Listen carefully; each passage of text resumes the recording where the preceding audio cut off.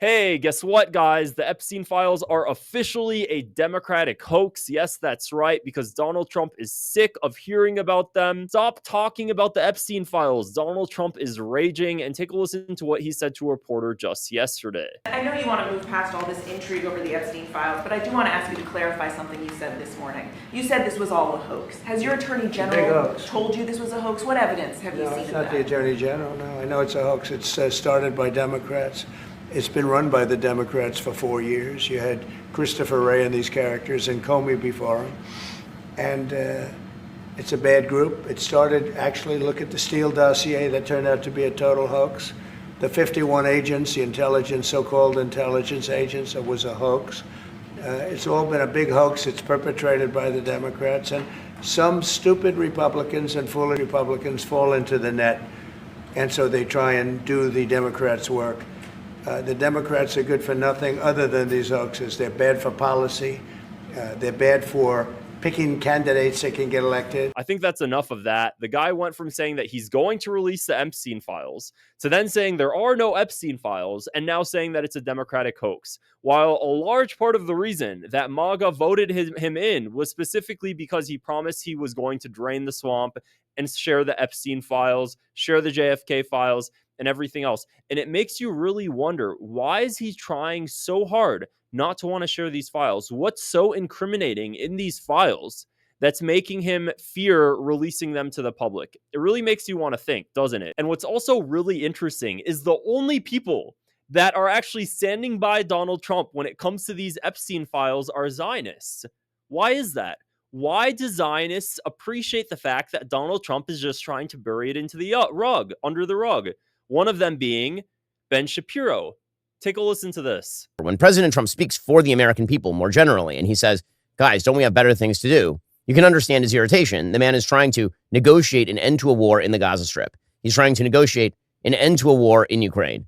He's attempting to revivify the American economy. He's attempting to crack down on illegal immigration. On a list of American priorities by the polls, the Epstein-Maxwell case comes in pretty close to zero. Just on a list of priorities. General rule of thumb, whatever Ben Shapiro says, the opposite is probably the best course of action. Because for some reason, whenever anything incriminating or something has to do with Israel, he wants to shut down the conversation. He wants to shut it down. For example, remember when the JFK files were coming out and people started to question John F. Kennedy's relationship with Israel? What did Ben Shapiro say? Well, Ben Shapiro says he doesn't care who killed JFK. That was his response. He immediately wanted to shut down the conversation. So odd. But regardless, there are some Republican congressmen that do want to get the Epstein files released, one of them being Republican Congressman Thomas Massie of Kentucky. He posted this on X yesterday. We all deserve to know what's in the Epstein files, who's implicated, and how deep this corruption goes. Americans were promised justice and transparency. We're introducing a discharge petition to force a vote in the U.S. House of Representatives of releasing the complete files. And then he further goes on and says, a discharge petition is a procedural tool by bypassing leadership. In 7 days, we can start collecting signatures. At 218 signatures, the House must vote on our bill requiring a full release of the Epstein files. If your representative won't charge the discharge petition, ask why. Which there should be no reason whatsoever why any representative would be against the release of the Epstein files. And in the fine print, of course, it says that the release won't allow for anything that could share information regarding the victims or any sort of footage or anything like that. So we're gonna see if this ends up getting to a vote. We're gonna see who votes on it and who doesn't, because if Donald Trump is telling people, oh, we should just forget about the Epstein files, genuinely, what does that say? And there's a lot of people within MAGA, and there's a lot of Trump supporters who are really standing up against this. Here's another tweet I recently saw. Take a listen. To be crystal clear, I supported Trump on day one. In 2016, I volunteered for Trump, door knocked for Trump, and when Trump won the election, I created this account and began pro-Trump videos and memes. Many other OG MAGA supporters want the files. Why is that a bad thing?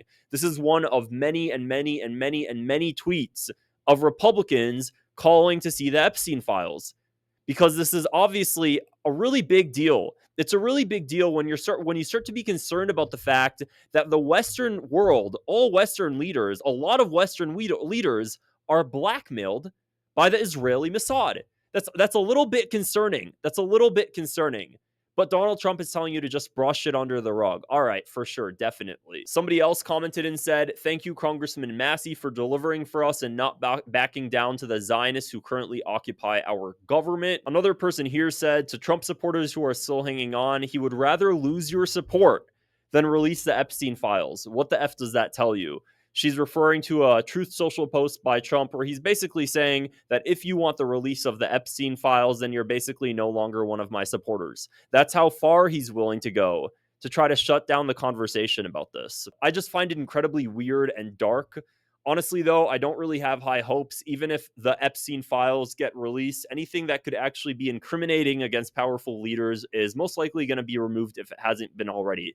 I've just learned over time that typically powerful people end up being protected. Also, a related tangent, I saw this video recently that I've never seen before. I don't know if you guys have, of Ghislaine Maxwell saying that she doesn't believe that Jeffrey Epstein committed suicide. Very odd the way she said it too. Take a listen. Do you believe that he committed suicide? Because many don't. No, he didn't. I don't believe he did. I believe that he was murdered. First off, did you notice how in the beginning she was so confident about that? She didn't say, "I believe." She said, "No, he didn't." And then she changed what she said and she said, "I believe," after she backtracked. Do you believe that he committed suicide? Because many don't. No, he didn't. I don't believe he did. There you go. No, he didn't. Why is she so confident about that?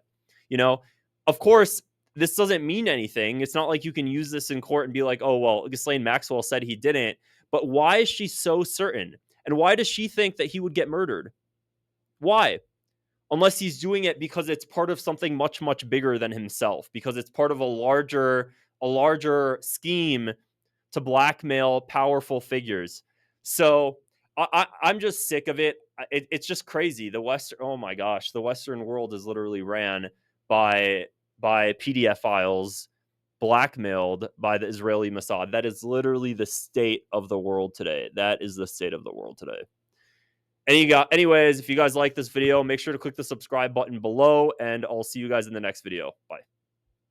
And moreover, it's extremely obvious to anyone who watches that this guy had direct connections to a foreign government. Now, no one's allowed to say that that foreign government is Israel because we have been somehow cowed into thinking that that's naughty. There is nothing wrong with saying that. There is nothing hateful about saying that. There's nothing anti-Semitic about saying that. There's nothing even anti-Israel about saying that.